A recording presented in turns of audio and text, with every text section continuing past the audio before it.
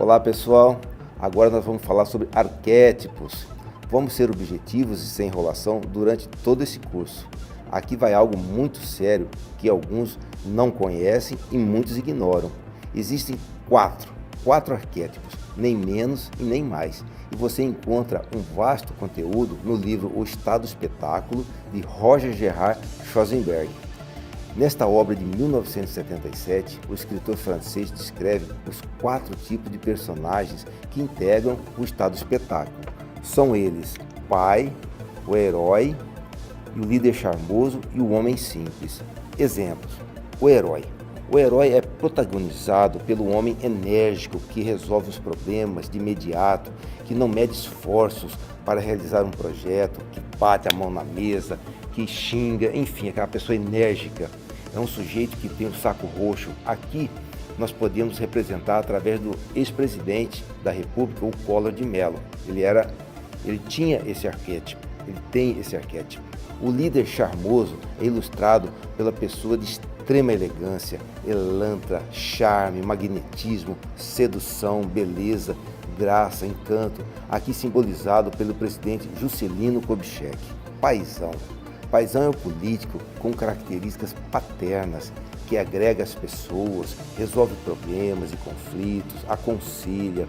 Nesse caso, o Getúlio Vargas é quem melhor ilustra esse arquétipo.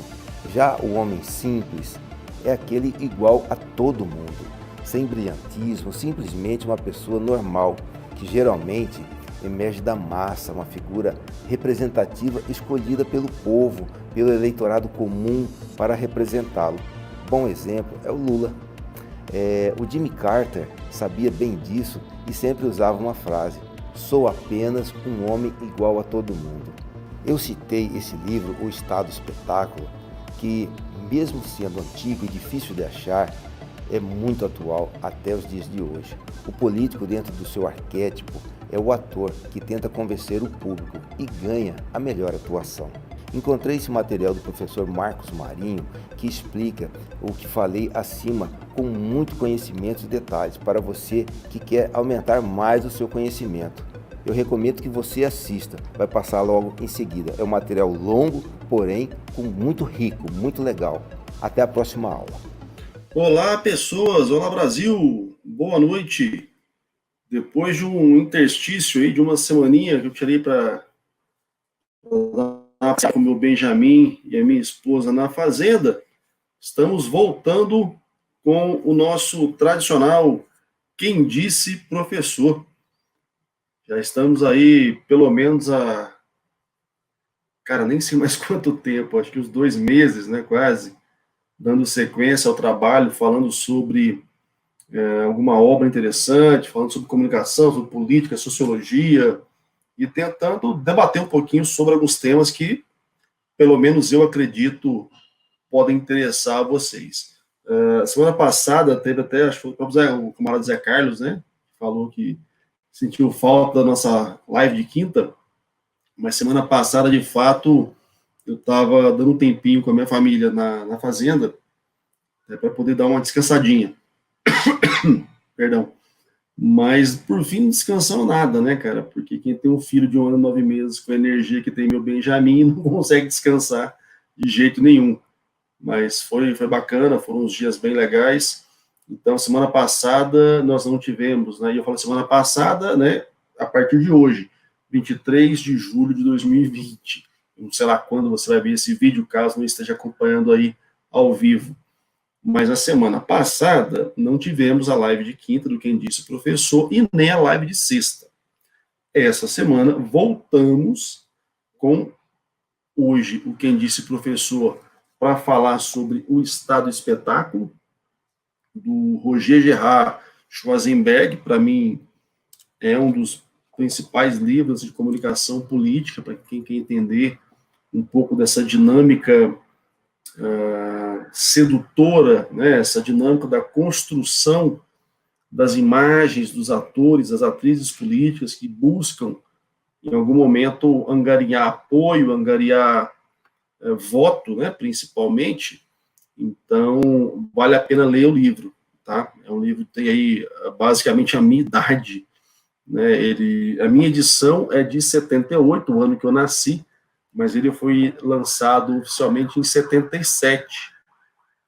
Estamos aí com 42 anos de livro já, né, dessa obra do Schwarzenberg, mas é uma obra bastante atual, tá? Bastante atual. Vocês vão perceber que a dinâmica da comunicação política, do marketing político, ainda bebe muito nesse livro aqui do Schwarzenberg. E amanhã, tá? Amanhã também teremos a live de sexta, amanhã às 19h30, e amanhã é uma live extremamente especial para mim, porque eu vou ter a honra e a satisfação de bater um papo com a minha esposa. A minha esposa, ela é doutora em comunicação, ela fez doutorado dela em Portugal, né, na Universidade do Minho, e a pesquisa que ela desenvolveu é sobre migração, especificamente sobre mulheres brasileiras, né, que migraram para Portugal e viviam lá há mais de 10 anos. E tinham também mais de 50 anos. Então, esse é um recorte bem específico da pesquisa dela, mas que objetivou entender um pouco dessa transição, se há uma transformação nos preconceitos que as mulheres brasileiras sofrem ao migrar, quais são as motivações, quais são aí, de fato, as principais questões que levam, né, essas mulheres e, de uma forma geral, as pessoas a abandonarem a sua terra, abandonarem as suas raízes, para então partir para uma jornada, muitas vezes bastante desconhecida até, né? Porque, veja bem, há pessoas que saem de um país para o outro sem ter um mínimo de conhecimento de para onde vão, é uma parada meio maluca, né? Então o papo vai ser bem bacana. A Camila, ela é professora, ela é doutora, pesquisadora, inclusive, e assim, foi interessante a pesquisa dela, porque além de pesquisar essas mulheres migrantes que estavam lá em Portugal há tanto tempo e tinham esse recorte bem específico, ela própria, nessa altura, também era, né, uma mulher migrante que estava em Portugal, e obviamente ela sentiu na pele alguns preconceitos, e ela vai poder dividir um pouquinho disso com a gente aqui amanhã, na live de sexta, às 19h30. Ok, pessoas? Então, para manter o nosso ritmo, amanhã, às 19h30, estamos de volta. Bom, eu estou com algum problema aqui no StreamYard, que ele não está atualizando os comentários do pessoal.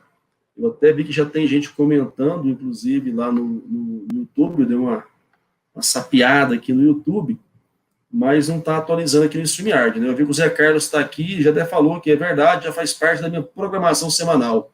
Obrigado, Zé Carlos, que bom que estou podendo participar aí um pouquinho da sua semana com as nossas lives aqui no YouTube.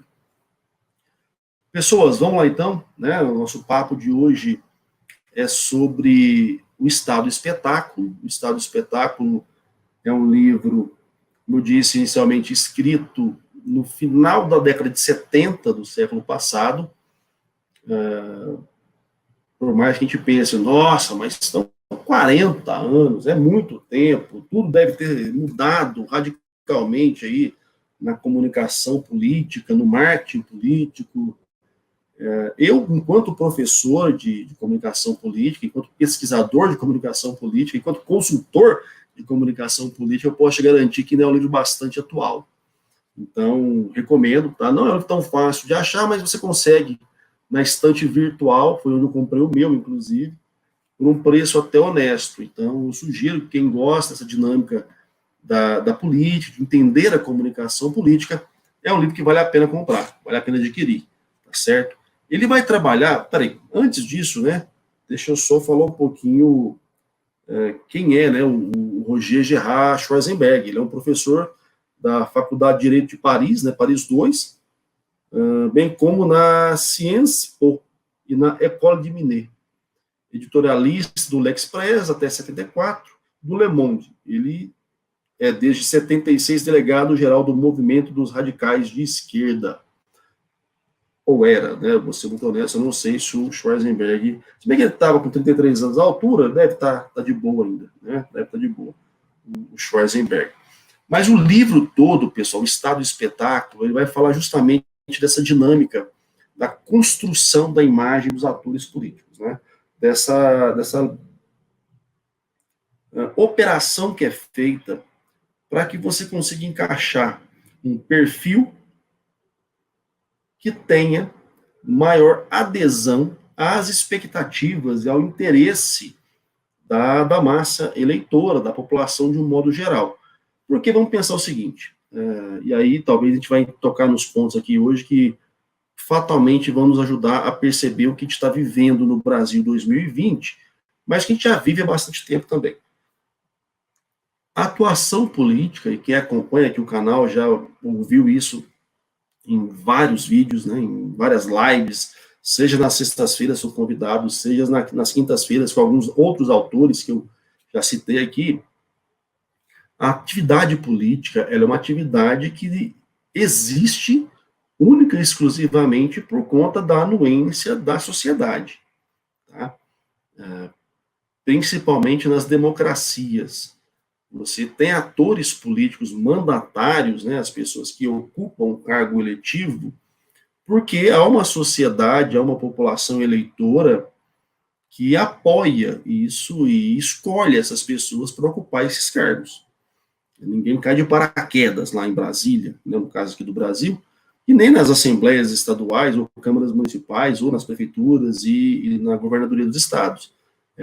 Tudo faz parte de um processo, né? As pessoas, elas são instadas em determinados momentos periódicos a fazer uma análise de um grupo de pessoas que se dispuseram ou se propuseram a exercer um cargo eletivo, e após essas análises, elas vão escolher alguém, né? Vão votar no fulano, na fulana, no beltrano, na beltrana, e assim por diante. E esse voto, ele ocorre a partir de um processo, né? A pessoa, ela não levanta um belo domingo da vida dela, do nada, sai de casa, pega uma fila para digitar números aleatórios numa máquina. Há todo um processo significativo e subjetivo que vai fazer com que essa pessoa, naquele domingo específico, saia da sua casa num horário que ela própria pré-estabeleceu para digitar determinados números numa máquina. E eu estou falando no caso do Brasil, que temos a urna eletrônica. Antes era para marcar o nome de alguém ou os números de alguém numa cédula de papel. Mas, bom, o importante é o processo que leva as pessoas a votar em alguém, ele tem aí algumas variáveis que fazem com que ele aconteça. Há quem diga que no Brasil é porque o voto é obrigatório. Eu, honestamente, acho isso uma bobagem. Porque o voto obrigatório, que se você não quiser votar, se justifica o motivo que você quiser e ninguém vai lá encher seu saco para saber se era verdade. Ou então você paga uma multa de R$2 e pouco, R$3, honestamente, eu não acho que essa obrigatoriedade, de fato, faça com que as pessoas executem todo esse processo. Então, eu entendo que há elementos que vão orientar o eleitor e a eleitora para que naquele determinado domingo ele vá até algum lugar, ficar numa fila para digitar alguma coisa numa maquininhazinha. E aí, atenção, tanto digitar o número de alguém, quanto anular o próprio voto, ou votar em branco. Tá certo? Aqui é o mais importante, é o ato. A pessoa saiu da sua casa um determinado dia para ir até determinado lugar, para ficar numa fila, sempre tem fila, né? Eu nunca peguei uma sessão eleitoral sem fila alguma, tem algum tamanho de fila ali, e ela vai tomar uma decisão ali, naquele momento, de digitar números aleatórios, digitar o número de alguém, ou simplesmente anular e deixar o voto em branco. Mas tem ali uma série de elementos que vão fazer com que isso aconteça. Fundamentalmente, na comunicação política, a gente trabalha com a percepção de que essas pessoas que vão fazer todo esse processo o fazem porque, de certa forma, se identificam com alguém daquele grupo, né, que está ali para ser votado. E essa identificação se faz através de processos comunicacionais e interacionais. Não há outra forma. Não há telepatia ainda para você falar, nossa, vou votar no Marcos. Por quê? Porque houve uma voz na minha cabeça. Não, a gente tem ali algum nível de interação ao longo da nossa existência, né, principalmente no período que precede ali, que antecede a votação, para que a gente possa fazer aí essa fixação do meu nome, do meu número na sua cabeça. E o Schwarzenberg, ele trabalha a perspectiva de que as pessoas, de um modo geral, elas se encantam, né, pela mística, pela mitologia e pela estruturação imagética que é criada em volta dos atores políticos. Muito mais até do que, de fato, em relação àquilo que elas pesquisam, conhecem e testam em relação a esses atores políticos. Tanto que a ideia do Estado espetáculo é justamente, e já era isso na década de 70, né, amparada num contexto de jogo de imagens, jogo de cena, do que de fato de proposição, debate e análise crítica. Então eu vejo muita gente dizendo assim, mas a política está uma bagunça, as eleições estão uma bagunça, não tem proposta, é só um xingando o outro, ou é só propaganda bonita para encantar, enganar. Mas no fundo sempre foi assim, né? As pessoas, elas se encantam pela mística, elas se encantam pela plástica, muito mais do que pela letra fria de alguma ideia, ou pela proposição que é simplesmente seca, né, que não é carregada ou ancorada ali em elementos atrativos estética e visualmente. Né, não está ancorada, de repente, em pontos-chave de conexão entre o eleitor e o pretenso eleito. Então, o Schwarzenberg ele vai falar muito nesta chave, tá? Nessa construção. Ele até começa aqui, vou já partir para algumas partes do livro, ele fala sobre a imagem do poder. E aqui ele diz, brevemente, o homem político vem procurando cada vez mais impor uma imagem de si mesmo que capte e fixe a atenção do público. Bom, de fato, né, o ator político, né, de um modo geral, se é um homem ou uma mulher, tanto faz, ele precisa captar a atenção do público, do eleitorado. Em tempos de eleição, fundamentalmente, mas também depois de eleito, ele precisa manter o apoio popular para conseguir ter governabilidade, para conseguir ser relevante nos processos políticos. Então, essa questão da imagem do poder é importante por quê? Porque ela mantém a legitimação daquele pessoal que está lá para executar ações em prol, em nome, em favor, né, daqueles que os elegeram. Então, você vai pensar que trabalhar a imagem de alguém politicamente não é só algo que é feito na época da eleição para chamar atenção e conquistar voto, mas é algo necessário para a manutenção da legitimidade. E aí a gente está percebendo agora claramente, né, com o governo que a gente tem, do Bolsonaro, que vira e mexe e tem uma tensão que degrada a imagem do presidente enquanto gestor, enquanto líder, enquanto presidente. E eu falo para a comunidade que não é bitolada, né, ao bolsonarismo, e também a comunidade internacional, que passa a perceber que, bom, esse líder aí, para a gente, ele não demonstra eficácia. Então, a gente começa a ter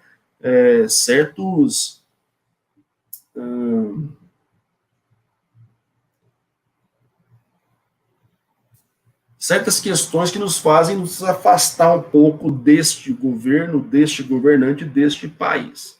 A gente começa aí a se distanciar porque a gente não sente que tenha, de fato, credibilidade, pujança ou segurança na imagem que o fulano ou a fulana projeta.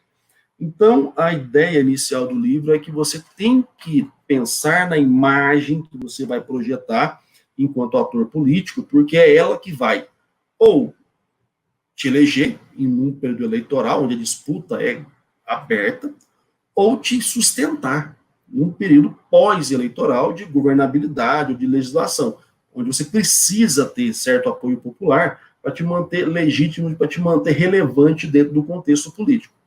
Então, esse trabalho sobre a imagem, ele é perene para quem está aí na vida pública política. E ele continua: o homem político deve, portanto, concordar em desempenhar de uma maneira duradoura o personagem em cuja pele se meteu.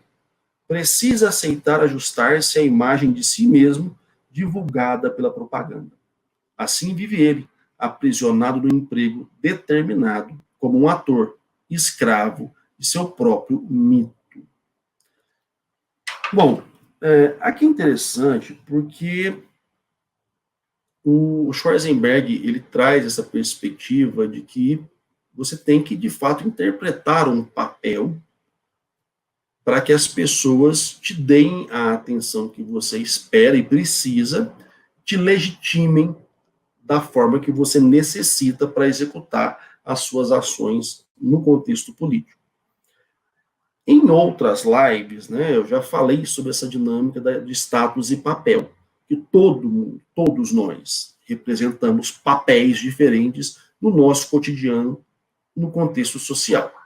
Eu, na PUC, onde eu dou aula, eu sou professor. Em casa, eu não sou professor em casa, eu sou marido e pai. No boteco, eu não sou marido e pai, se a minha esposa e meu filho não estiverem comigo, eu sou amigo, parceiro. Então, são papéis diferentes. E todos nós executamos papéis diferentes. Que tem que ser diferentes, porque uma pensa que saco seria se o tempo todo você fosse aquela pessoa naquele mesmo formatinho, sem tirar nem pôr. Vamos usar dessa forma. Imagina se aqui em casa eu quisesse lidar com a minha esposa e meu filho como professor, dando aula, estipulando normativas o tempo todo, tendo que manter um certo distanciamento para que a coisa possa caminhar sem virar balbúrdia, né, como diria um ex-escroto ministro. Pensa se no boteco, com os meus amigos, eu fosse o professor, o palestrinha. Não dá, gente. Então vamos parar com essa bobagem, né, de que eu sou autêntico o tempo todo a mesma pessoa, que me conhece aqui, me conhece ali, eu não mudo. Bobagem, porque todo mundo muda porque não faz sentido. Você, em cada ambiente, você tem níveis de relacionamento e as pessoas se significam a partir daqueles referenciais. Então, ali você tem aquele papel e recebe, por isso, um status. Status de pai, de professor, de amigo, de profissional, status que te cabe naquela seara, naquele contexto. Ok? E no caso do ator político, ele, de fato, ele precisa entender qual é o papel dele nessa dinâmica. Se ele se elegeu usando para isso alguns elementos simbólicos que o identificaram daquela forma, se após a eleição ele não cumpre mais com o que sustenta aquele papel, ele derrete, ele cai. E é o que a gente ouviu falar desde a Dilma 2014, o tal do estelionato eleitoral. E que em 2018 ficou gritante, porque, veja bem, e eu falei isso em vários momentos, em rádio, em televisão, Bolsonaro, ele é eleito usando uma imagem mítica que era completamente inverossímil com a realidade, mas que muita gente comprou. Estamos aí com 2 anos de governo, a imagem do camarada derreteu, ele tem ali o seu séquito ainda, dos seus 20 e poucos, 30%, mas aí é outro quesito, eu já falei sobre isso aqui no canal, volta alguns vídeos aí que você vai entender a minha leitura sobre esse fato, mas com certeza a grande maioria do povo brasileiro hoje olha para Bolsonaro e não vê mais a imagem daquele Bolsonaro da época da eleição. Ele não consegue sustentar aquele papel. Porque era completamente irracível o que ele fez ali. Portanto, quando o ator político ele se coloca numa condição para conquistar o espaço dele, para conquistar a legitimidade dele, ele vai ter que sustentar aquilo. Porque se ele não fizer, ele vai começar a deteriorar a própria imagem que construiu. E aí vão chamá-lo de traidor, de mentiroso, de enganador, e uma N adjetivos aí que podem querer usar para ele. Portanto, isso é muito importante. Você escolheu uma imagem, bom, o que eu tenho que fazer agora para conseguir corroborar essa imagem na minha caminhada, no meu andar dentro desse métier político. E aí, o Schwarzenberg, ele divide Vou chamar assim, os arquétipos, né, dos atores políticos em 4. Né?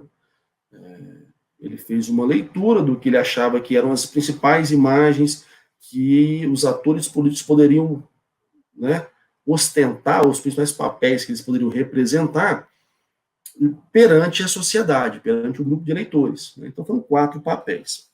E cada papel tem a sua característica, e o bacana desse livro é isso, que ele deixa muito claro, né, cara, quais são as características de cada um dos papéis, o que as pessoas esperam de cada um dos papéis, e o que o próprio ator político precisa executar em cada um desses papéis para manter essa legitimação, né, essa percepção sobre ele.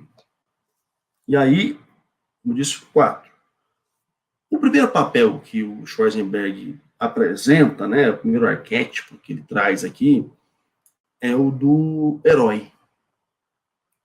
E aí agora eu peço a você que está me assistindo e comece a tentar fazer aí um pequeno exercício, né, lembrando de atores políticos da sua história que você acompanhou, tentando encaixar, né, é inevitável, você vai fazer isso, tentar encaixar a galera aqui nesses quadradinhos aqui, né, vamos dar uma olhada. Então ele fala, temos o herói, distante, remoto, é o homem fora do comum, o salvador, o chefe providencial e muitas vezes o ídolo. Em suma, o equivalente do monstro sagrado ou do deus ex machina do teatro. Como o Schwarzenberg trabalha a perspectiva do Estado como um espetáculo, né, então ele traz muito essa linguagem do teatro, nessa linguagem cênica, porque ele trabalha com percepção de interpretação de papéis.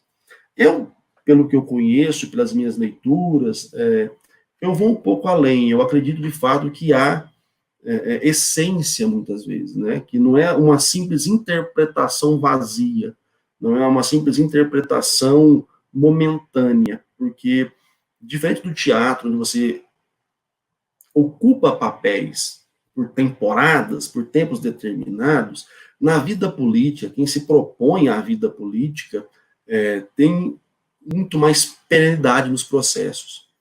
Então não dá para você tirar um personagem e colocar outro de um dia para o outro, de um ano para o outro, de uma peça para outra, de uma novela para outra. Então é muito mais complexo na minha leitura. É fato que sim, você pode transitar entre papéis durante a sua caminhada, ao longo da sua vida política, mas não é igual no teatro. Tá? Então a gente tem que fazer essa avaliação. Né? É óbvio, a pessoa que se dispõe a ser política mandatária, vai disputar a eleição, ela vai ter que ocupar um papel, exercer esse papel, representar esse papel. Mas não é algo que, pelo menos eu acredito, que ela consiga fazer completamente desconectada da sua persona real, de quem ela é de fato. Então, não dá simplesmente para ensaiar falas, para fazer caras e bocas na atividade política. Se você não tiver algo que conecte você ao papel que você representa, você não consegue mantê-lo. Não adianta que você não vai conseguir. Por quê? Porque é muito tempo para você tentar manter aquele papel o tempo todo, se aquele papel não tiver nenhuma conexão contigo, né?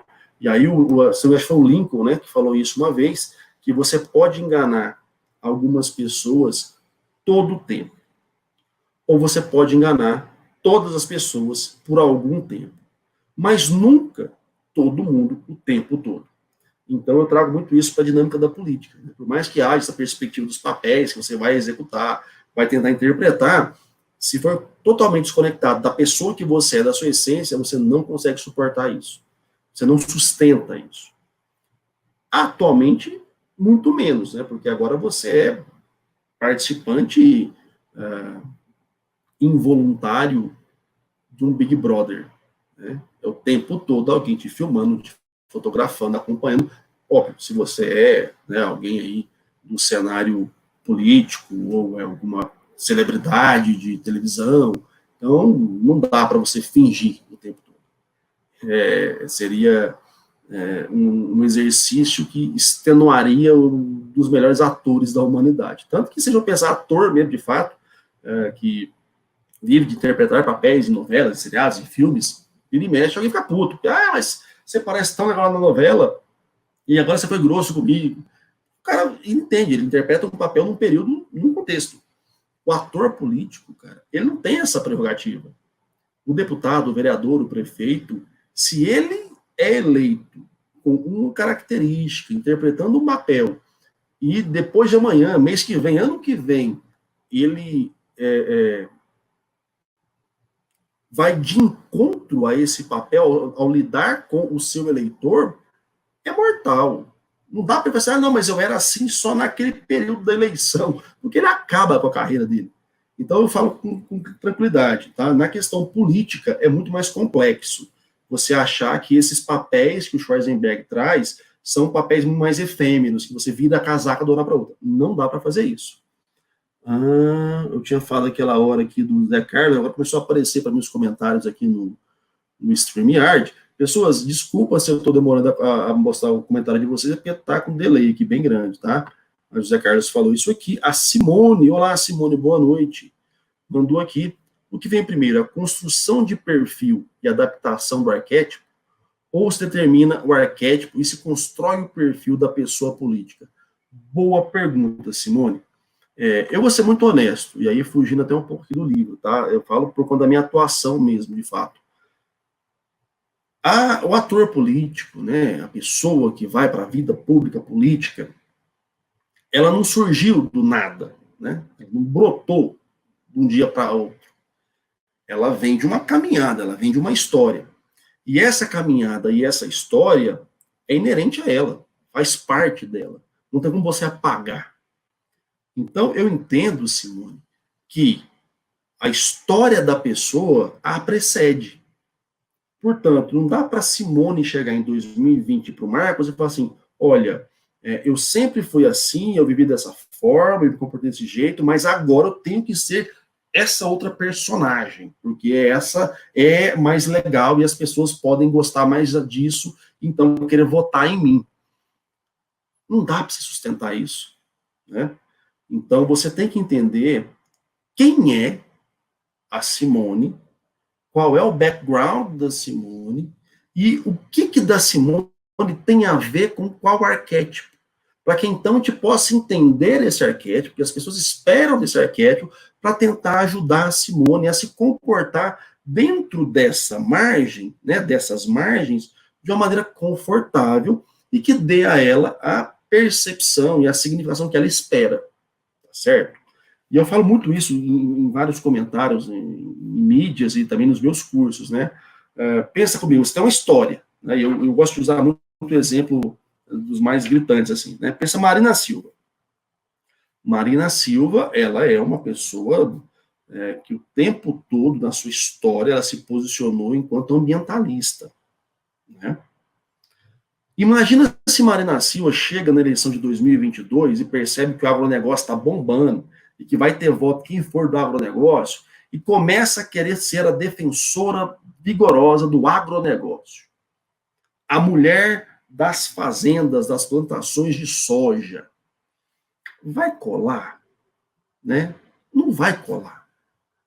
Então, a imagem, a história pregressa do ator, da atriz política, é maior do que qualquer personagem que ele tenta interpretar. Ele não consegue apagar isso. Ok, Simone? Então, é importante a gente entender quais são as categorias mais facilmente identificáveis pelo público, e aí perceber no nosso player, no nosso ator político, onde ele se encaixa melhor. Eu acredito que é a maneira mais fácil, né, e mais coerente de você trabalhar essas chaves. Tá legal?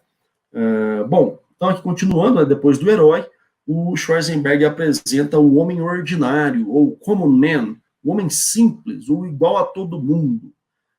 O senhor fulano de tal, vindo de uma série B da política. Resumindo, o segundo papel promovido pelo primeiro plano.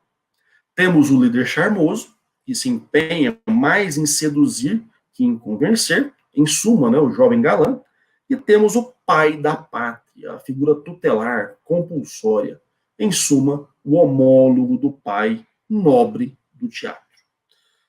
Bom, eu vou até deixar aqui nos comentários depois, eu esqueci de colocar hoje na apresentação da live, mas eu publiquei um artigo em 2014, ou 2000, eu apresentei em 2014, melhorei e publiquei em 2015, sobre o Íris Rezende Machado, que é uma das figuras lendárias da política brasileira, atual prefeito de Goiânia, um octogenário. O Íris já foi prefeito algumas vezes, foi governador, acho que foi senador também, foi ministro da Justiça, foi vereador no início da carreira dele. Então, assim, é uma das pessoas mais antigas da política brasileira, o nosso prefeito atual, Íris Rezende. E na campanha, se não me engano, 2014, foi quando eu fiz o artigo, eu trabalhei justamente essa análise, né, de um episódio do programa eleitoral do Íris, identificando a imagem que ele estava trabalhando naquele momento da campanha eleitoral dele. Cara, se você lê o artigo, vê lá os frames que eu coloquei do programa eleitoral do Íris, você não vai ter dúvidas sobre o que ele estava querendo apresentar e como ele estava se apresentando à população naquela eleição, naquela campanha. Eu não vou falar qual é o papel, leia depois o artigo que você vai descobrir, tá legal? Como eu disse hoje na divulgação da live, tem que ter um pouquinho de esforço, né, ô jovem padawan? Então vamos lá, aprofundando um pouquinho agora aqui nesses arquétipos que o Schwarzenberg traz pra gente. O herói, né, que é o primeiro papel que ele relata aqui no livro. E assim, vou falar isso agora já no começo, tá? Para que fique claro. Não existe qual papel é melhor. Essa é uma pergunta que sempre me fazem nas aulas. Professor, mas qual dos papéis é o melhor? É o do herói? É o do homem simples? É o do líder charmoso? É o do pai? Não tem o papel melhor, gente. Primeiro tem aquele que tem a ver contigo, né? Que de fato casa com a sua imagem, né? A sua história, né? O seu background. Segundo, quem determina qual é o mais demandado é o contexto. E o livro fala muito sobre isso. Em determinados contextos, cada um dos papéis aqui apresentados tem maior possibilidade de atrair a atenção das pessoas, gerar adesão às suas proposições e assim conseguir o que é necessário para comandar, para governar ou para legislar. Principalmente para governar, né, que o papel do executivo ele é muito mais intenso nas comunicações, nas exposições, né, e até a população entende mais isso, as pessoas, de modo geral, acreditam que quem manda é o executivo, é o prefeito, é o governador, é o presidente, que tem a caneta, que senta na cadeira, e esquece que a real política não é isso, né, não é só quem senta lá que resolve. Tem todo um contexto negocial, de interação, de debate, de diálogo. Mas compra-se muito fácil a ideia, né, de que é o executivo que manda. Não é. Mas as pessoas acham que é. Então, esses papéis, geralmente, a gente consegue perceber com mais clareza nas figuras que ocupam cargos executivos. Então, o herói, ele traz, é um homem excepcional, fadado ao triunfo. Fadado ao triunfo, e depois a apoteose. O homem das façanhas, do entusiasmo e da glória. Em suma, o ídolo proposto ao culto dos mortais. É o Salvador, quase o Messias. Pensem aí quem vocês acham que poderia, de repente, ter buscado se identificar com este papel que o Schwarzenberg nos narra. Eu tenho aqui alguns palpites. E vamos lá. A questão do herói é porque, assim, ele é considerado aquela pessoa, aquele personagem que vem para resolver a parada. Ele vem para dar um jeito na situação. Se o cenário está caótico, está ruim, está crítico, está o caos, o que o povo quer? O povo quer alguém que venha para resolver. Dá porrada, quebra tudo, regaça, mas resolve. Porque o povo quer alguém para idolatrar. O povo quer alguém que venha e salve a sua alma, salve os seus sonhos, salve as suas expectativas. E esse é o herói, né? O herói desempenha um tríplice ofício. Ele faz o espetáculo, proporciona o sonho e confere a certeza. O herói é um showman. O herói é o cara que fala que vai chegar, vai arregaçar com todo mundo, vai mudar tudo e vai fazer com que tudo aconteça para que você ache que, de fato, ele vai te entregar o seu sonho, a sua alegria. E aí, um exemplo clássico, que nós temos aqui no Brasil, é um determinado camarada que, em certa época, foi o caçador de Marajás. Um camarada que pilotava caça, lutava karatê, tinha aquilo roxo. Pensa bem, é o cara que ia salvar o Brasil. Tem outro herói mais recente, né? Mas que eu não preciso falar, inclusive. Vocês já entenderam. Na realidade, o grande homem se vale sobretudo de dois discursos, distância e orgulho. O herói é aquela figura que você não vai topar com ele no boteco. Ele tem um certo distanciamento, por quê? Porque a proximidade humaniza, e ele não pode ser humanizado, ele tem que estar distante. O herói ele tem que exercer esse distanciamento, por quê? Porque a inacessibilidade torna-o mais importante que todos os outros, superior a todos os outros. O herói é aquele cara que não tem tempo para mimimi, para nhenhenhen. Ele vai lá e vai fazer o que for preciso. O que for preciso. E aí, muitas vezes, as pessoas se assustam, né, com essa relação ou com essa atuação do herói na prática. Porque ele não é carinhoso. Né? Ele vai lá, faz e apresenta o resultado. Mas, nossa, ele passou por mim e não me olhou, não me cumprimentou, não me... Isso não é o papel do herói. O herói vem e te salva. Te bota no seu lugar dele, tchau, foi embora, acabou. Ele não vai tomar café na sua casa. Não vai te dar um abraço. Não, ele é um herói.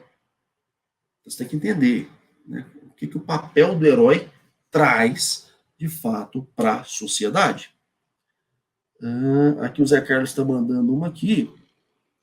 Rapaz, lembrei do slogan da campanha para governo de Goiás de 82. Iris de Machado. Machado que quebra a laje. O adversário era o Otávio Lage. Zé Carlos, parabéns, velho, porque isso aí eu não lembro. 82, eu tinha 4 anos, cara. Vai ficar que eu não lembro, cara. A minha primeira memória do Iris Rezende, eu era criança mesmo, eu devia ter aí 4, 5 anos.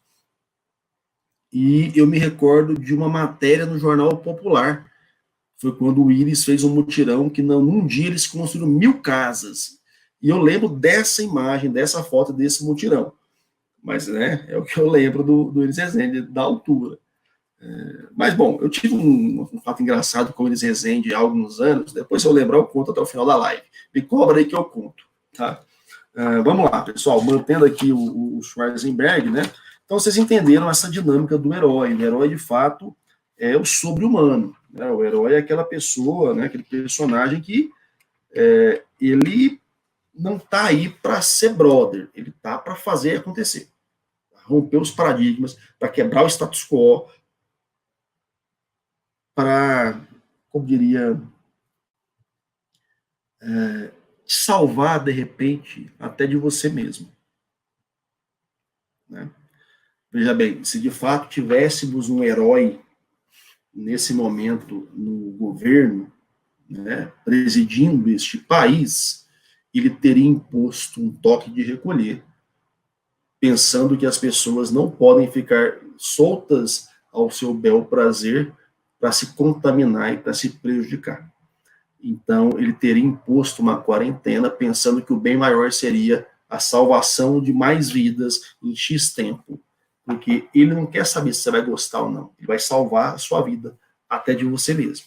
Esse seria o papel do herói, e é assim que ele resolveria essa questão da pandemia.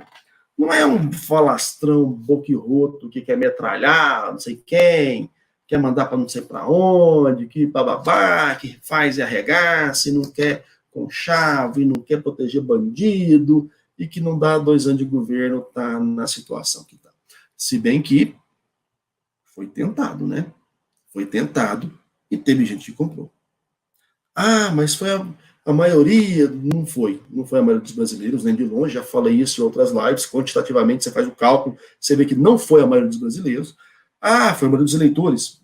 Aí foi. Agora, dentre os eleitores, né, entre a maioria dos eleitores ali, você tem também que considerar que nem todo mundo votou nele. A maioria dos que votaram nele, isso também é quantitativo já, declarado, votaram contra a outra opção, e não necessariamente nele. Ele era a única opção que restava. E, portanto, pense sobre isso. Bom, outra figura que o Schwarzenberg fala é entenderam o herói, né? O herói é esse cara, sobre-humano. Há alguns personagens que tentam trabalhar essa chave, né? Que vem em campanha ou depois no mandato e tentam ostentar esse personagem. Alguns conseguem, outros não, mas não é todo mundo que consegue ser herói, que tem porte para ser herói. Tem um outro perfil que é interessante, que é o igual a todo mundo, é o common man, o homem ordinário, né? Aquele que sai da massa para comandar, né? Palavras que eu ouvi do Carlos Maianelli, grande professor Carlos Maianelli. É o homem simples. Esse é um outro personagem, né? Um outro arquétipo.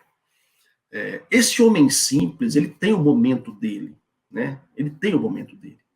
O homem simples é aquele que, esse sim, você vai encontrar no boteco, tomando café com leite, comendo pão na chapa, é aquela pessoa que não é lá tão inteligente, não é tão viril, tão alta, tão forte, tão garboso, mas é companheiro demais, é amigão, tá junto, vai com você capinar um lote, você se sente representado na figura dele. Por quê?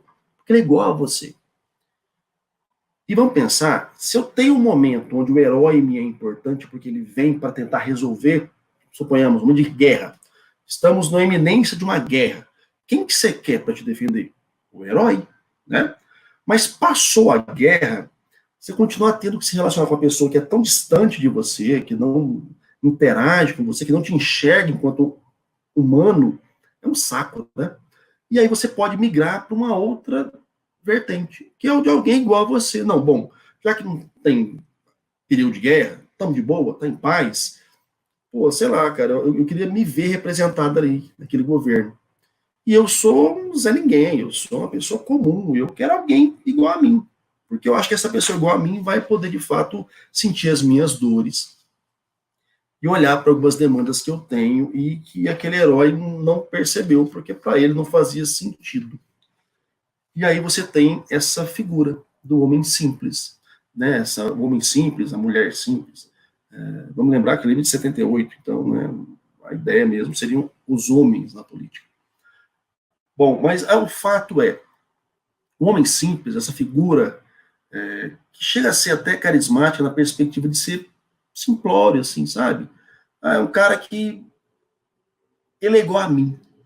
E por ser igual a mim, eu acho que ele tem que ir lá para ocupar aquele espaço de governo, porque ele vai olhar para as minhas dores e por isso vai conseguir fazer algo de bom para a gente, nós. Esse homem simples, ele também foi muito bem trabalhado em alguns períodos na nossa política brasileira, e não só brasileira, mundial. Né? Você tem, na minha leitura, o próprio Lula, né, que vem nessa perspectiva do homem simples, do analfabeto, que honestamente cola até determinado momento da história do Lula, depois já não cola mais, já começou a ficar chato, piegas, e não dá para não tem a mesma efetividade na minha leitura, insistir nessa chave do homem simples, bababá. Acho que o Lula erra nesse ponto, já passou, já transcendeu essa imagem do homem simples, tá? Em contrapartida, você tem o Pepe Mujica, né? O Pepe Mujica que ele até hoje, você olha para ele e fala, cara, esse é o homem simples de fato. Né?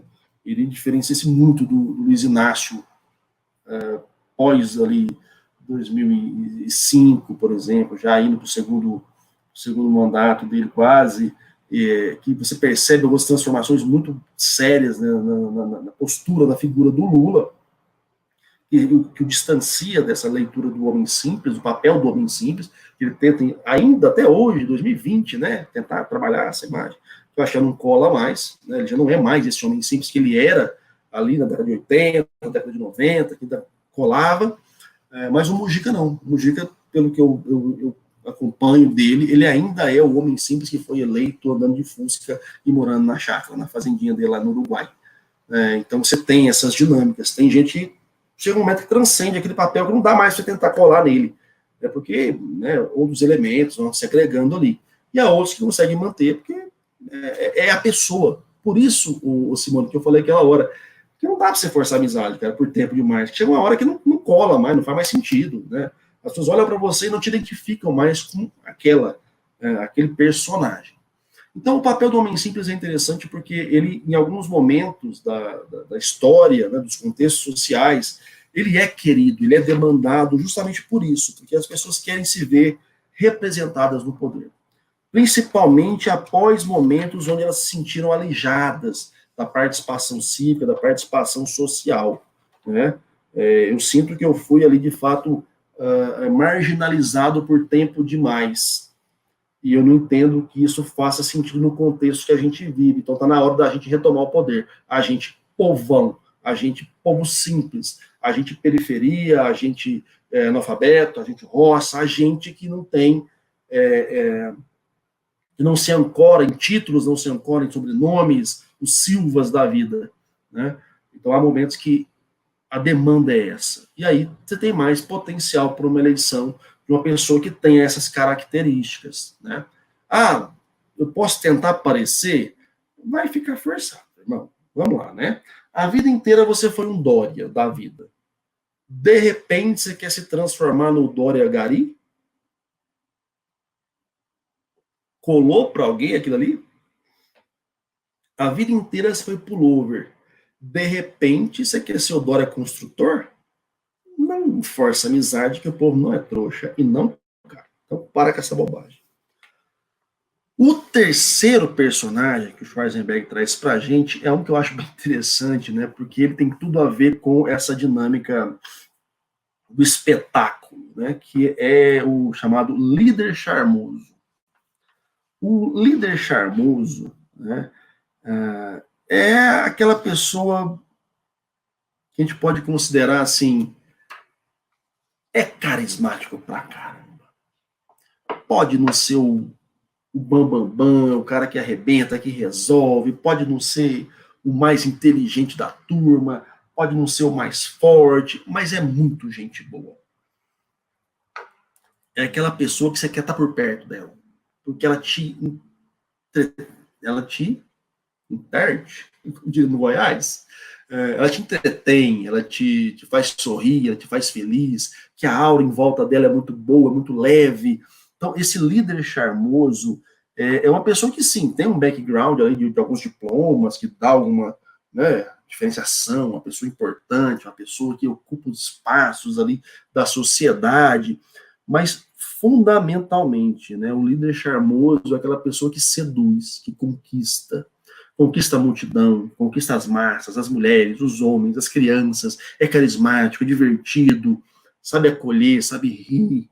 Então, assim, o líder charmoso é uma figura interessante porque tem tudo a ver com o que a gente vive já há algum tempo, dessa ascensão, né, de figuras midiáticas que ocupam cargos eletivos.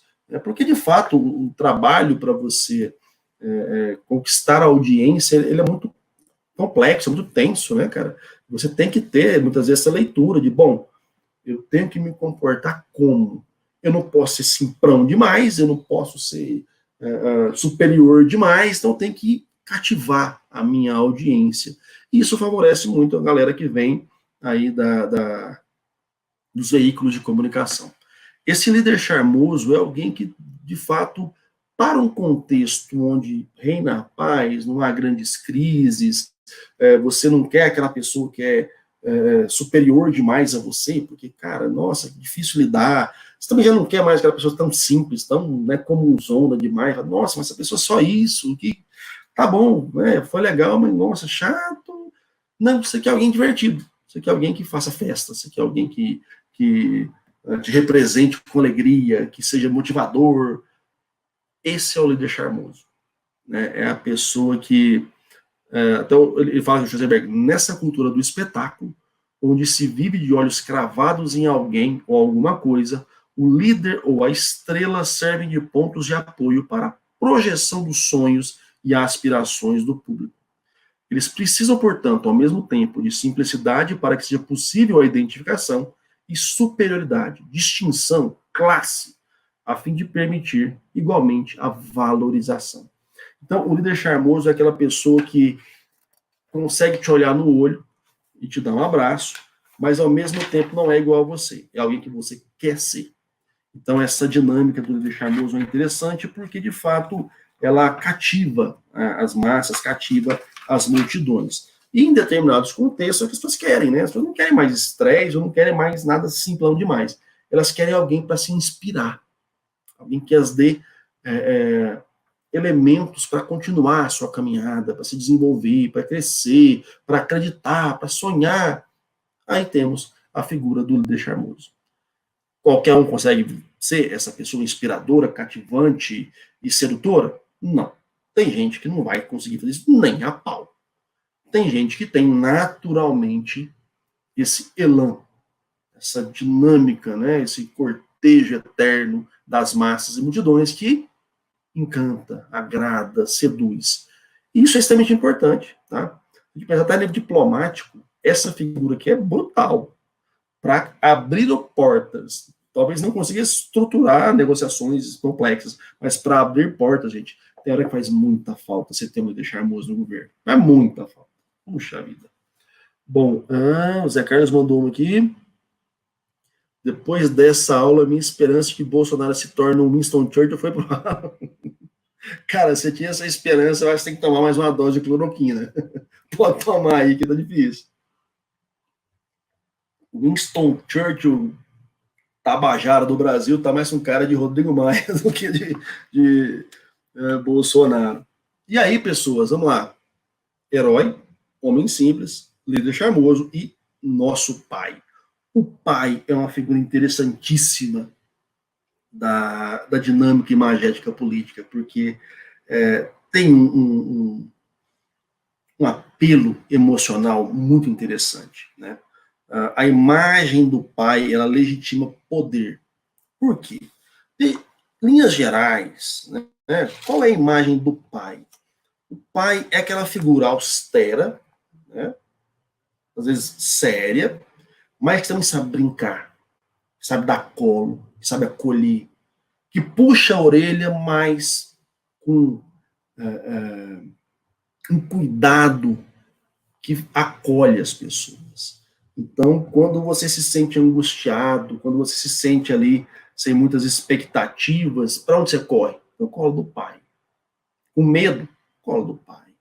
Então, a imagem do pai, ela é muito recorrente em várias e várias campanhas eleitorais.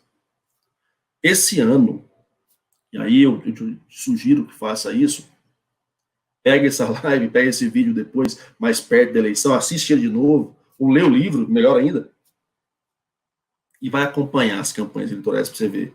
Cara, é tabelinha de bingo, né? Ah, fulano, herói. Ah, fulano, tentou ser, mas não deu conta. Fulano, opa, simples, homem simples, mulher simples. Opa, charmoso, quer seduzir, quer tentar dar ali aquele migué, como a gente diz. Né? Opa, essa figura aqui quer ser pai ou quer ser mãe. E aí é bacana, se a gente for pensar, né, na figura do pai, você tem ali a figura da mãe, né, cara? Eleição da Dilma, né? O Maianelli, num dos cursos que eu fiz com ele citou esse exemplo, eu achei fantástico, porque, de fato, é muito característico, né? Vocês lembrarem a Dilma, antes de 2010, né, chegando a 2010, primeira eleição que ela venceu, a transformação da imagem dela foi muito, muito gritante.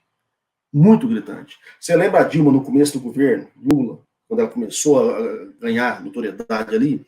Ela era a gerentona do governo. Vocês lembram disso?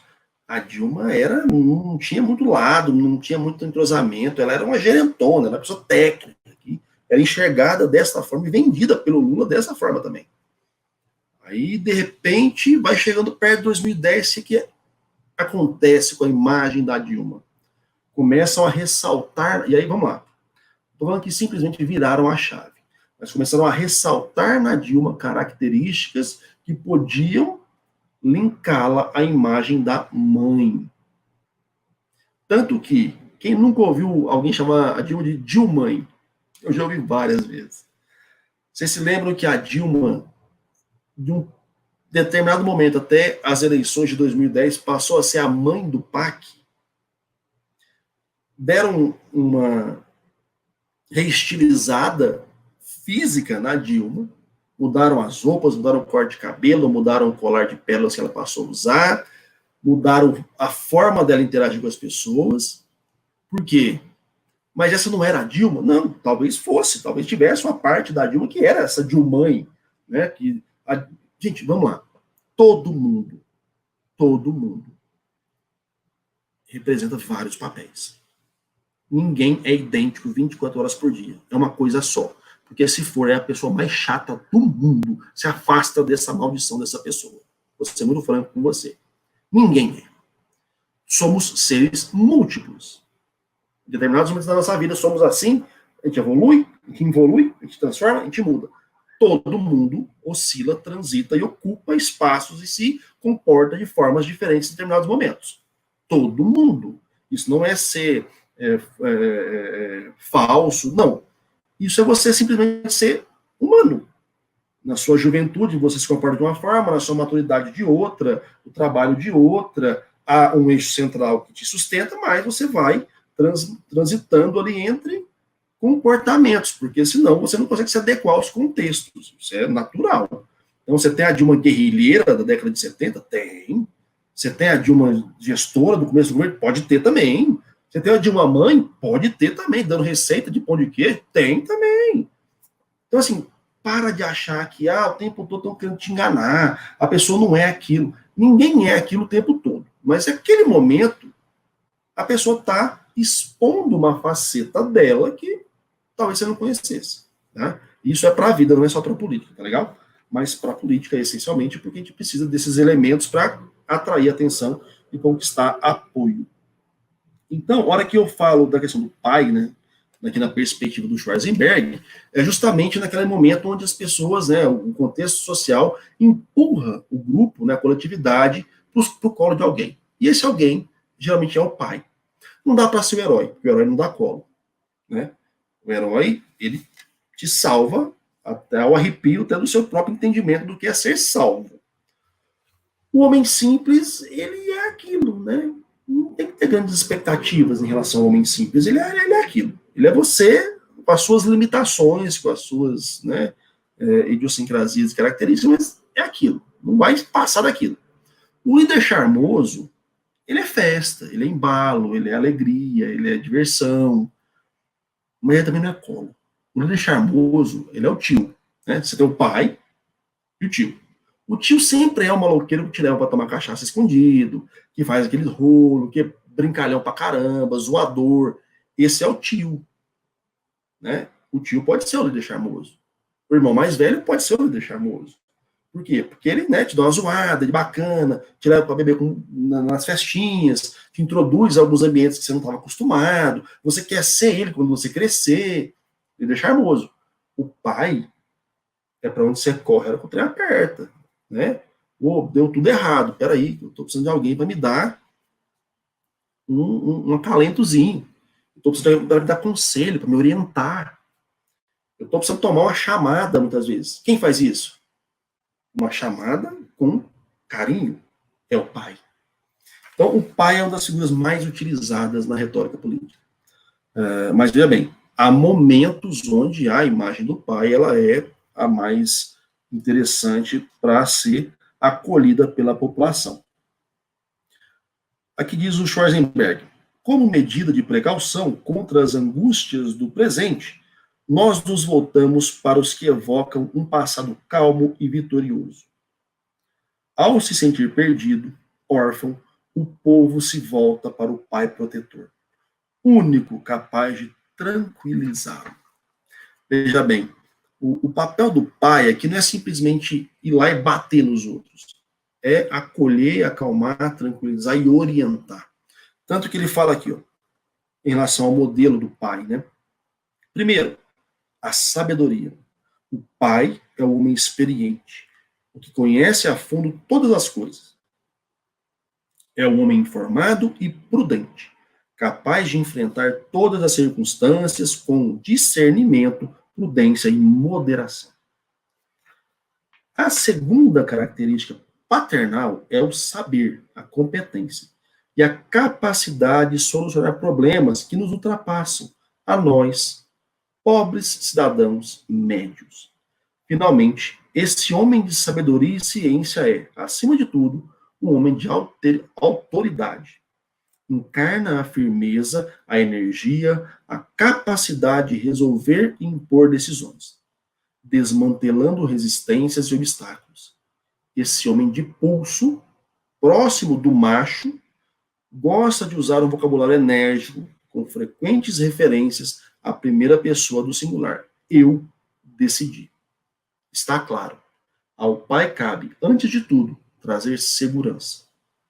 Personagem tutelar e protetor. Ele deve tranquilizar graças à sua vontade poderosa, à sua enérgica ascendência.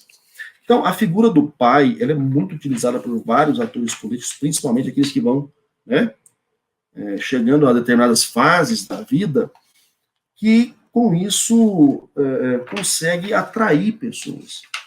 Mas como eu falei, cada uma dessas quatro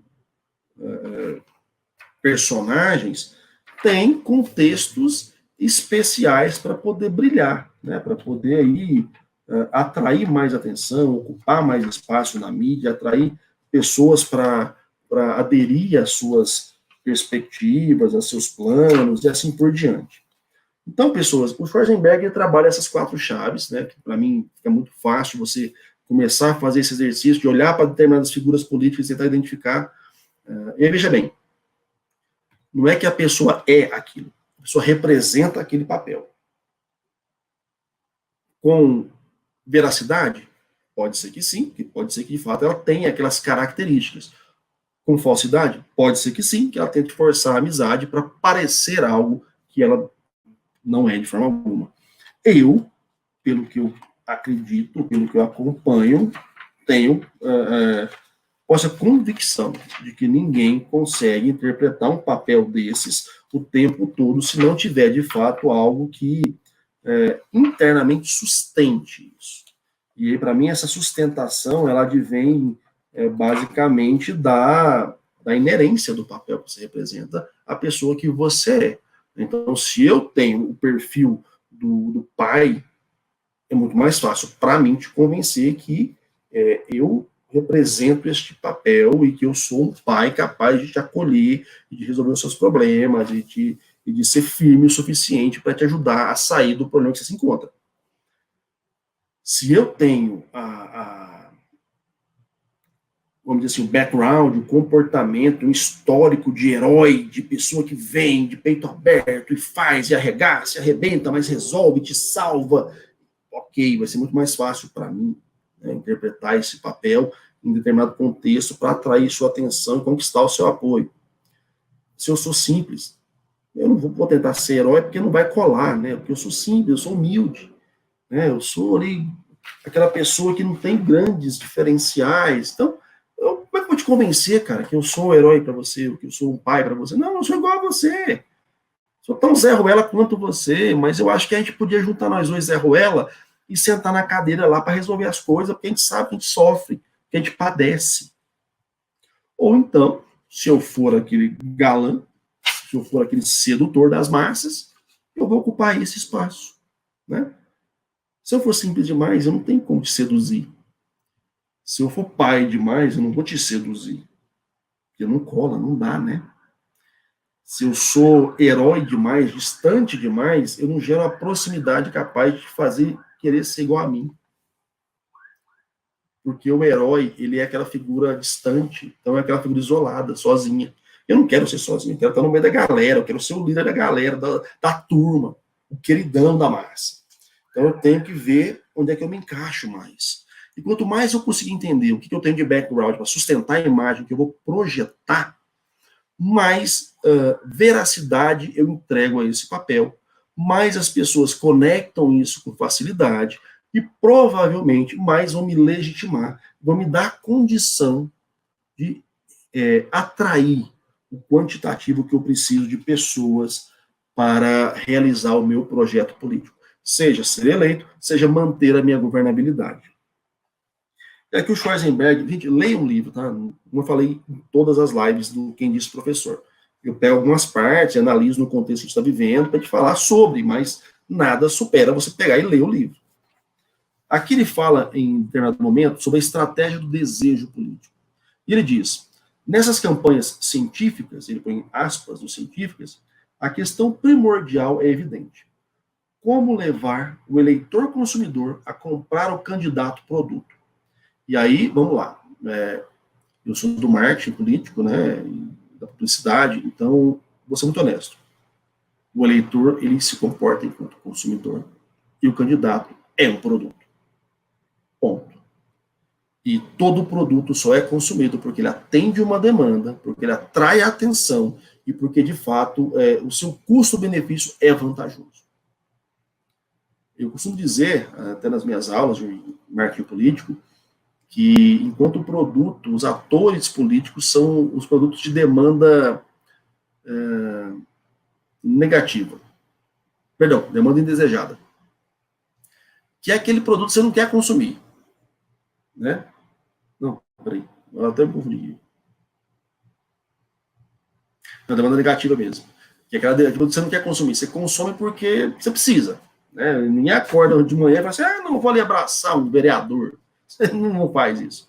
Você vota no cara que você tem que botar alguém lá para tocar essa bagaça. Então, é um produto que já tem uma série de elementos contra ele no seu processo de conexão com a sociedade, de autopromoção, de venda, de conquista de audiência, né? Então, assim, é um produto. E os eleitores são consumidores, se consomem esses produtos. O problema é que a maioria dos eleitores acha que você consome só na hora de votar, né? Ou até votar.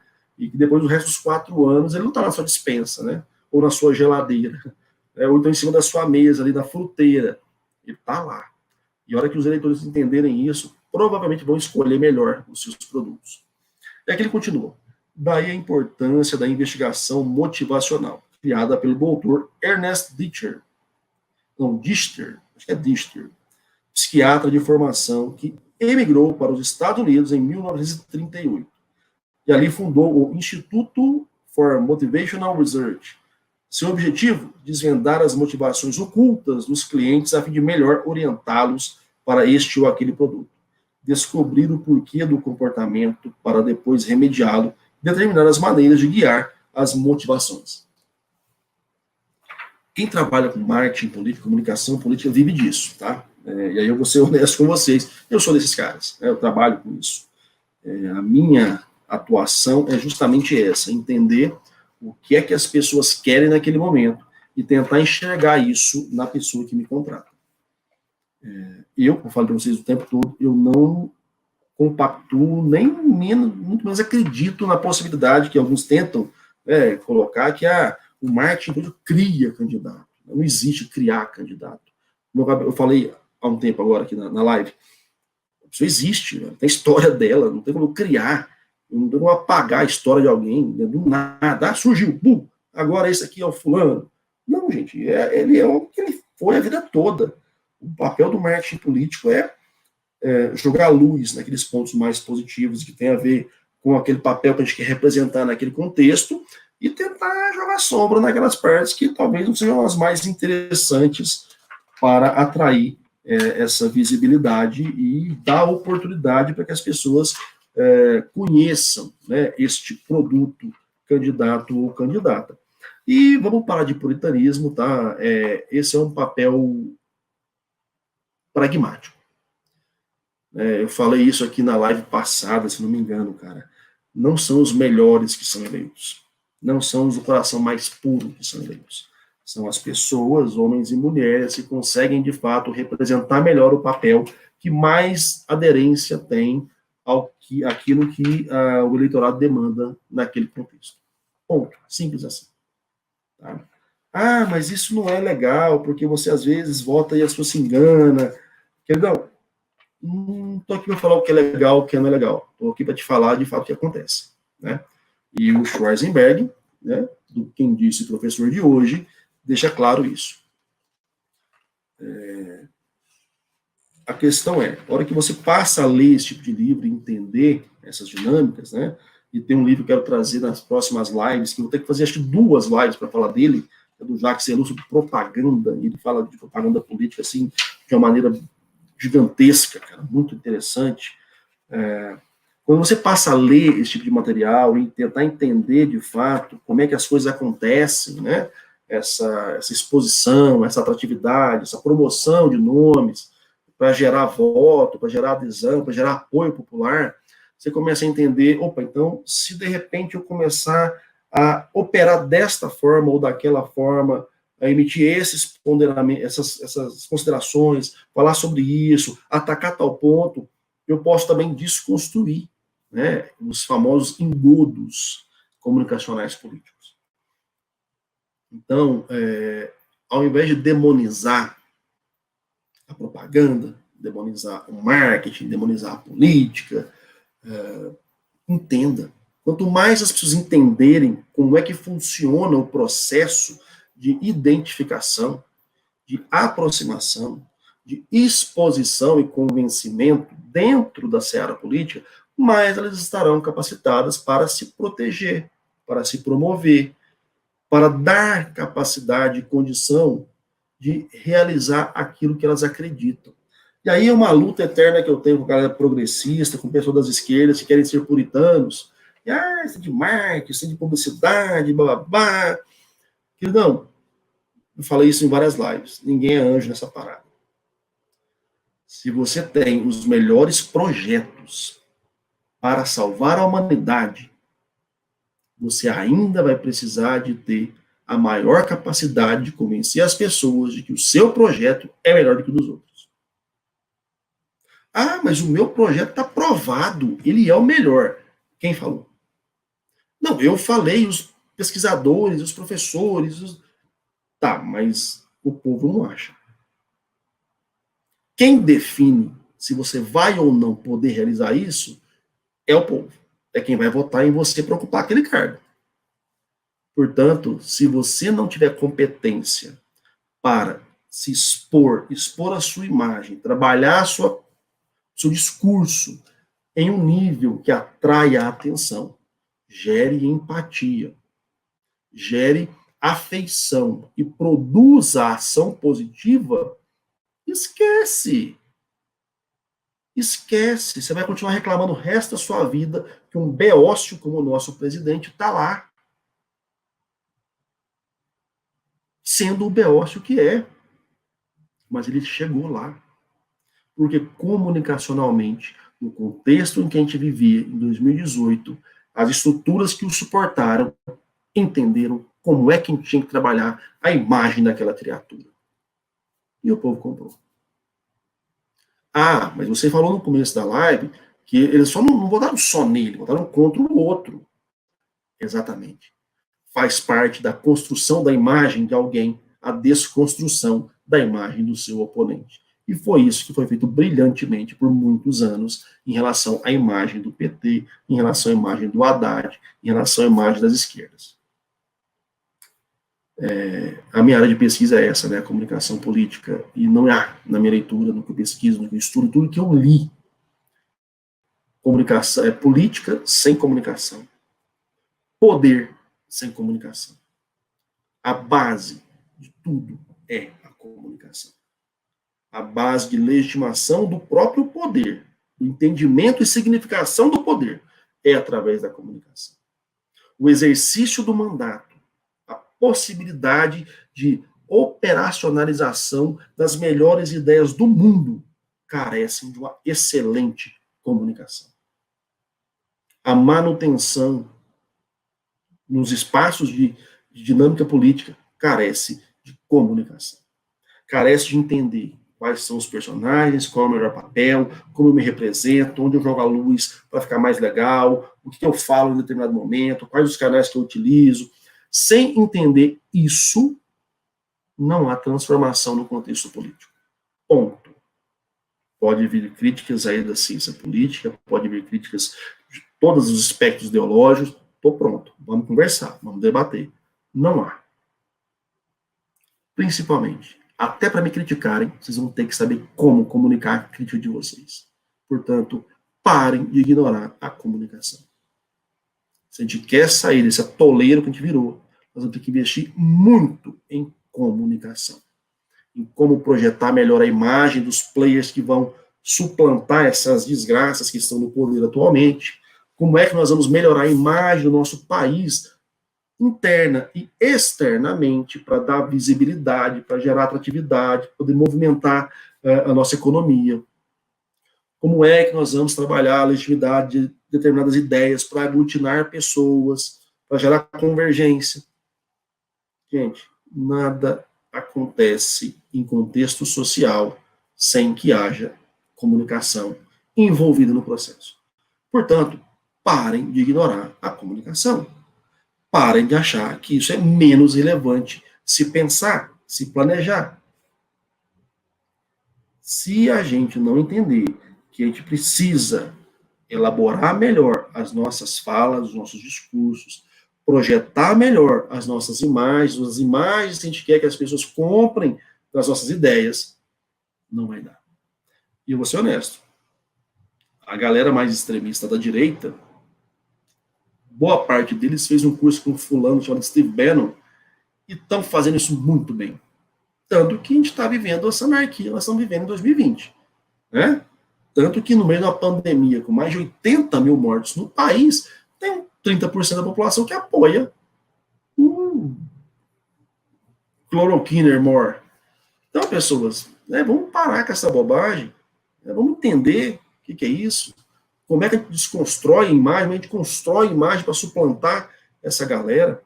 E aqui o Schwarzenberg, ele fala de uma forma bem interessante o seguinte: o público de hoje é massacrado e dopado pela indústria do espetáculo político.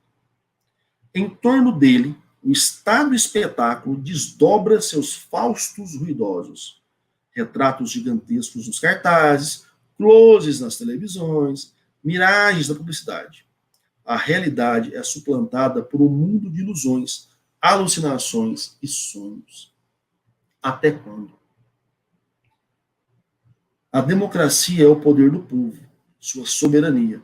É, pelo menos, a possibilidade de escolher o próprio destino, votando programas, proposições e orientações, ao invés de se pronunciar quanto à pessoa dos candidatos. Bom, a grande questão é, hoje a nossa interação política, social, em grande medida, ela perpassa as interações comunicacionais. E aí eu estou falando não da comunicação interpessoal, que essa é inata aos processos sociais, e não há processo social sem a interação interpessoal e a comunicação interpessoal.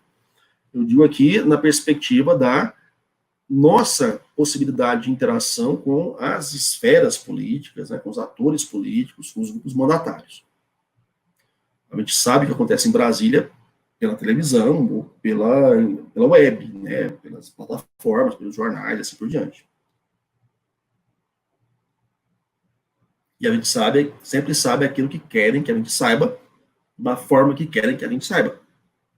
Portanto, se você está aí chateado, angustiado, que o seu grupo político não vence, que tem uma galera tétrica no poder há décadas, e isso é um absurdo, aprenda a se comunicar. Aprenda a entender que a imagem, ela ainda é preponderante no momento de escolha das pessoas. O que a imagem transmite, o que a imagem legitima, é aquilo que vai guiar as pessoas na hora de decidir em quem vão depositar sua confiança. Se não for pensado de forma pragmática, planejada, estruturada, para se estabelecer um processo de comunicação onde se legitimem, né, as imagens projetadas, os papéis representados. Não vai, pessoal. Não vai. Como eu falei já várias vezes para vocês, boa ideia não resolve. Não são os melhores, os mais bem preparados que vão eleitos. São aqueles que melhor se comunicam com os grupos, com as audiências capazes de os eleger. Ok? Bom, pessoal, era isso que eu queria falar, né, sobre o estado do espetáculo do Schwarzenberg, principalmente essas quatro imagens, 4 papéis que são representados aí, né, pelos atores e atrizes políticas para atrair atenção, para conquistar legitimidade, para ganhar a eleição, para manter governabilidade depois. É um exercício muito bacana você começar a pegar figurinhas e essa pessoa aqui, ela está mais para herói, está mais para homem simples, está mais para líder charmoso, está mais para pai. Então, será que é? Mas esse cara aqui, eu achava que era isso, mas agora eu já acho que é outra coisa. Façam esse exercício, entendam, né? Qual é a imagem que mais tem a ver, aí no caso do seu caso, Simone, na sua pergunta, né? Qual desses papéis tem mais a ver com a pessoa que você apoia? Ou, melhor, de repente, vamos lá, vamos pensar o seguinte, você tem ali uma pessoa, né, um ator político, uma atriz política que você conhece e fala, cara, essa pessoa, porra, tão bacana, ela tem um lado, assim, tão humano, tão tal, mas toda a comunicação dela é dura, é engessada, é séria demais, e isso não gera atratividade. Será que não está na hora dela começar a dar mais luz nesse personagem, que também é ela, né? Também é ela. Expor melhor essa faceta dela, porque eu acho que ela vai atrair mais pessoas. Isso vem com estudo, entendimento. De repente tem alguém que está perdendo a eleição, ó, há tempo.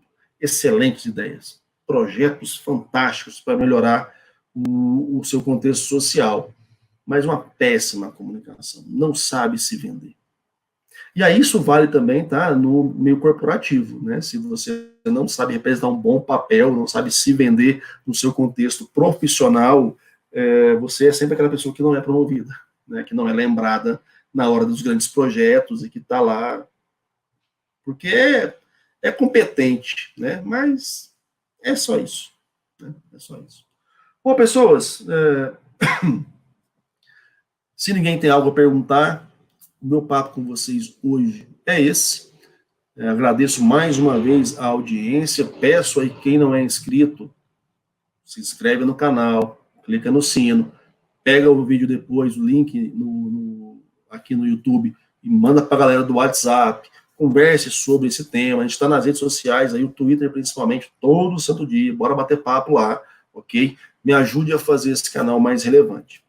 Amanhã, sexta-feira, 24 de julho, 19h30, temos aí a live de sexta, onde eu vou conversar com a Camila Craveiro, que é professora, pesquisadora em comunicação, tem um trabalho muito bacana sobre migrações, principalmente mulheres migrantes brasileiras que estavam em Portugal à altura do doutoramento dela, e vai ser um papo bem interessante. Espero que tenhamos aí recuperado a nossa noite, né, Zé Carlos, já que a gente está nessa pegada aí de fazer parte da vida do outro às quintas-feiras, e amanhã eu quero contar de novo com a audiência de vocês, tá bom?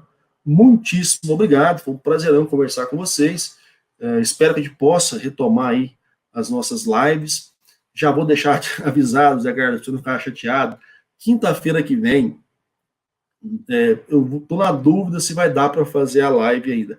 Eu penso que vai, porque na quinta-feira que vem eu vou dar uma aula online na FESP São Paulo, né, que é a faculdade e a Fundação Escola de Sociologia e Política de São Paulo. É um curso livre, até quem tiver interesse aí, não sei se tem vaga mais, mas procura sobre esse curso livre da FESP São Paulo, que é sobre política nesse contexto digital.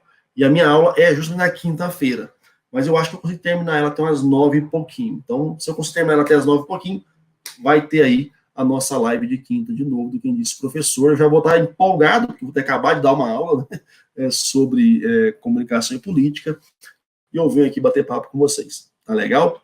Gente, brigadão, boa noite. Amanhã estamos de novo aqui no YouTube para falar sobre migrações, percursos, percalços e subjetividades. Como é que as pessoas, né, lidam subjetivamente com as suas dinâmicas migratórias. Tá bom? Valeu demais. Um grande abraço. A gente se vê aí amanhã.